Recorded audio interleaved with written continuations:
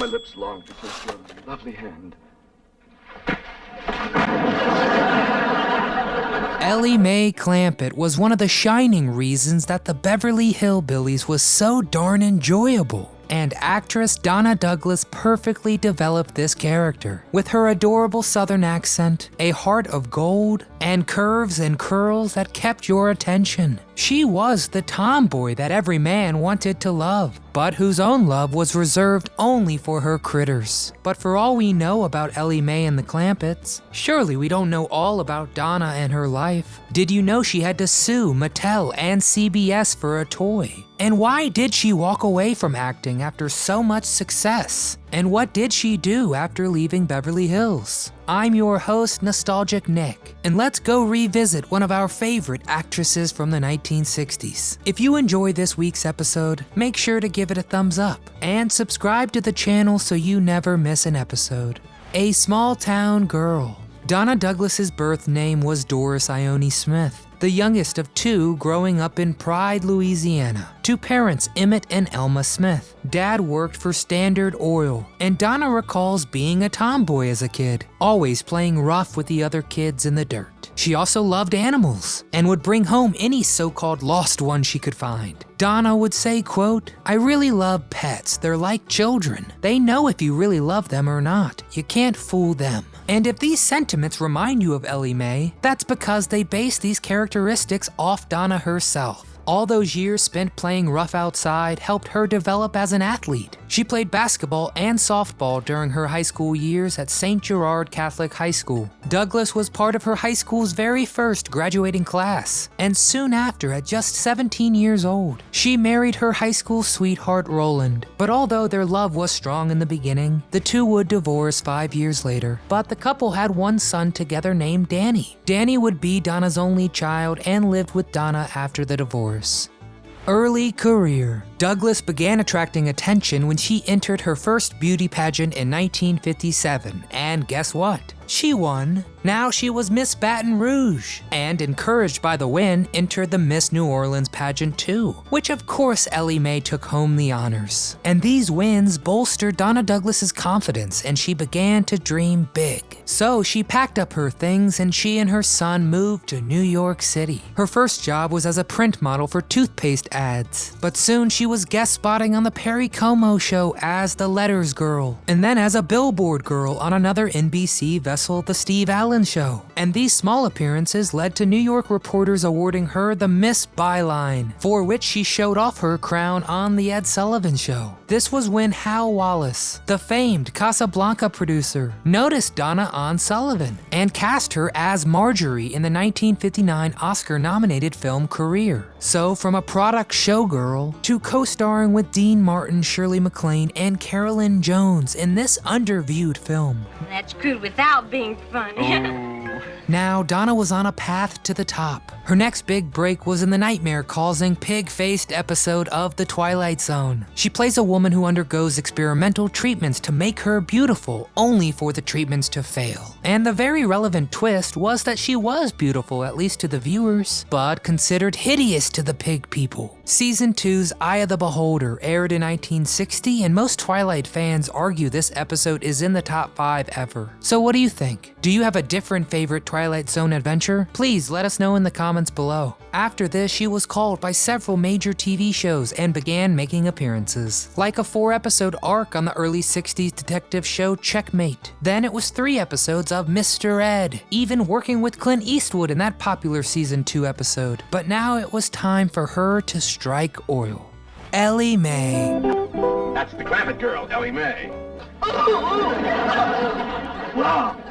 Over 500 women showed up for the open casting call for the Beverly Hillbillies. The audition process took days. Eventually, it came down to 5 women, and they asked Donna if her accent was real, and she told them yes. Then they asked if she was good with animals, and she told them absolutely. Producers went one further and asked if she could milk a goat, to which Donna said yes, because she thought they said cow. So when they brought out a goat and basically made her prove it, Donna had milked a cow before, so she winged it, and her courage won out and Donna Douglas became Ellie Mae. It didn't hurt that they had seen her episode of The Twilight Zone, I mean who hadn't, and they loved her performance. Douglas was 30 years old at the time, and Ellie Mae was supposed to be 17. Then something tried to wreck the entire opportunity. A wreck. 1 week before the show began filming, Donna was hit from behind driving and her head slammed into the steering wheel. It resulted in a serious concussion, but she didn't want to lose this opportunity and checked herself out despite still feeling dizzy. She went to work and recalls that her head was still spinning during the filming of the first episode. But Ellie Mae was a role Donna could be proud of. She made public appearances whenever she was asked, and the cast became family. She and Granny, aka Irene Ryan, would annually throw a huge Christmas party for the show's staff and families. Her on-screen pop, Buddy Ebsen, was also a gospel singer, and Donna became his acting protege during the show. And her Clampett sibling, Max Baer Jr., well, the two became lifelong best friends. She and Max both visited Ebsen in the hospital during the week before his death.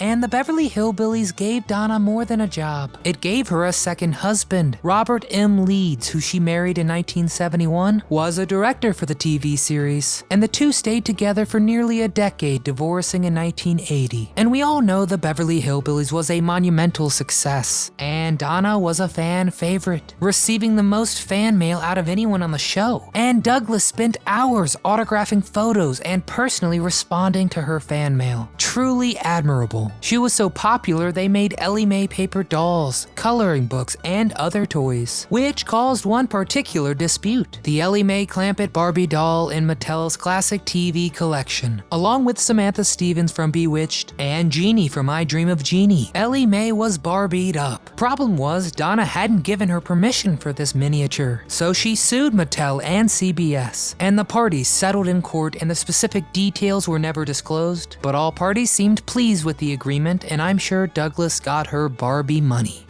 Other notable roles. Donna Douglas was a household name by the mid to late 60s, and other stars were taking notice. Elvis Presley personally called and asked her to star in his film Frankie and Johnny in 1966. This would be the only film that Donna would headline in, but Donna was no Elvis, and Eileen Wilson's voice was dubbed for Douglas's singing scenes, used on the soundtrack as well.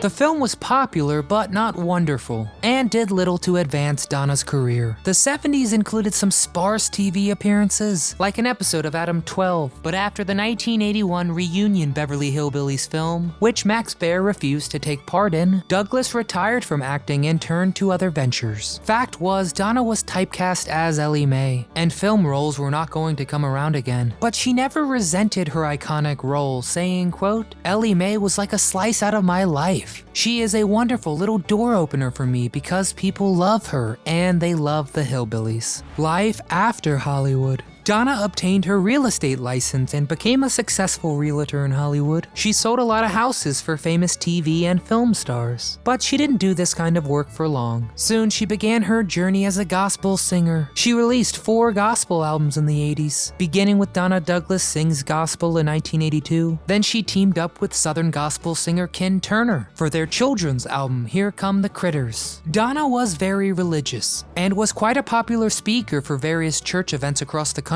Many people have fond memories of attending her speaking events, so if you've ever heard her live, let us know in the comments below. And Douglas took her love of God and animals and took to the page, writing children's books like Donna's Critters and Kids and Miss Donna's Mulberry Acres Farm. Then Douglas published a Southern cookbook in 2013, which has a ton of good recipes as well as interesting anecdotes from Donna's career. The book also has a section on good manners called Hollywood Social Graces.